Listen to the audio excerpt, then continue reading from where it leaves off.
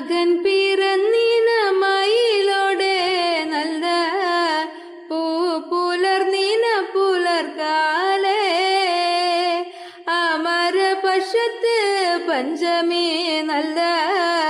മുഹൂർത്തം കൊള്ളുന്നേ ആദിയാകുന്നൊരു വടക്കും കൊല്ലത്തണേ നല്ലച്ഛന് തന്റെ നല്ല മകേ ആറ്റ് നോറ്റിട്ടാണ് മകനും പിറന്നാണല്ലോ 28 നന്നാളില് നല്ല